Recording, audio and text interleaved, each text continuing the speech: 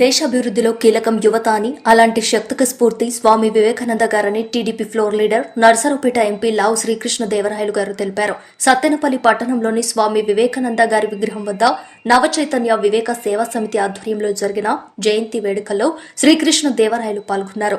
దేశ విదేశాల్లో ఉన్న భారతీయ యువతను ప్రసంగాలతో, రచనతో ఉత్తేజపరిచారని, ఎదిగే స్ఫూర్తిని రగిలింపు చేశారని, స్వాతంత్ర సమరం వైపు నడిచేలా దిశాదశ చేశారని అన్నారు. అత్యంత ఎక్కువ మంది ఉన్న భారతదేశంలో యువత స్వామి వివేకానంద గారి అడుగుజాడల్లో నడుచుకోవాలన్నారు. 62వ జయంతి మహోత్సవాన్ని ఎంత ఘనంగా జరుపుతున్న కమిటీ సభ్యులందరికీ కూడా నా అభినందనలు తెలియజేసుకుంటా ఉన్నాను.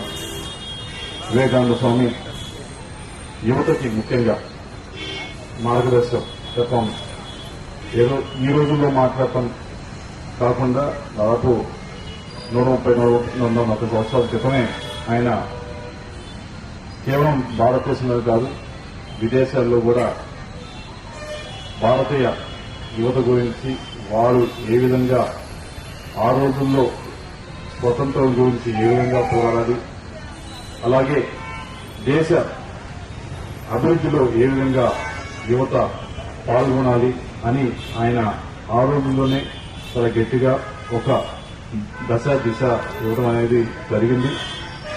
ప్రతి స్పీచ్ లో కూడా ఆయన మాట్లాడే ప్రతి వాక్యము, ప్రతి స్పీచ్ లో కూడా భారతదేశ యువత గురించి ఆ రోజు మాట్లాడారు.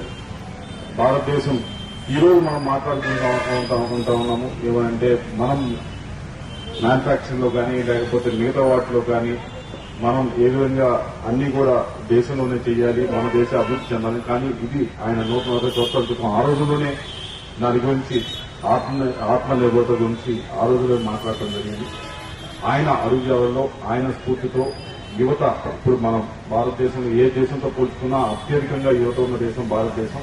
ఆయన స్ఫూర్తితో, ఆయన ఇచ్చిన సందేశంతో మనందరం కూడా ముందుకు నడవాలని చెప్పి మనస్ఫూర్తిగా కోరుకుంటూ ఈ కమిటీ సభ్యుల వారిని మరొకసారి అభినందనలు తెలియజేసుకుంటూ సెలవు తీసుకుంటాం.